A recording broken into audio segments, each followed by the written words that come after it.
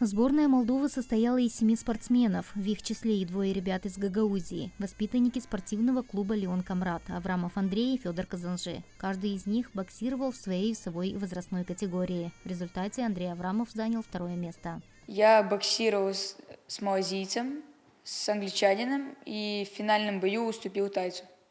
План на будущее в начале следующего года выступить на чемпионате Европы.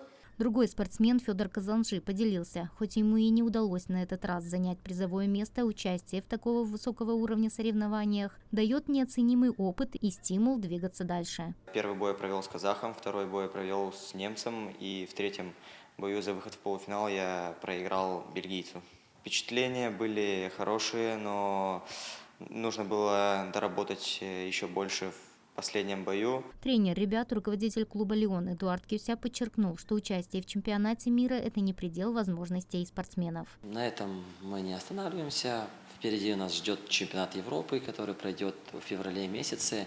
И основная наша главная задача – это сейчас это мечта, а завтра это уже будет реальность, это попасть на Олимпийские игры. Это главное, я скажу так, это моя мечта. Я бы очень хотел побывать на Олимпийских играх в составе сборной и именно в этом виде спорта. Поздравила спортсменов с высокими достижениями и башкан Гагаузии Ирина Влах, отметив, что их успехи – пример для молодежи. Показать хороший пример и чтобы на ваших примерах учились другие, это очень серьезный поступок. Но я уверена, что эти поступки будут совершить. Удачи вам. Спасибо. Еще больших побед, поздравляю. Лично каждого из вас. Молодцы. Родителям привет передайте, скажите, что вы лучшие. Чемпионат Европы по муай-тай пройдет в феврале следующего года в Турции, в городе Истамбул.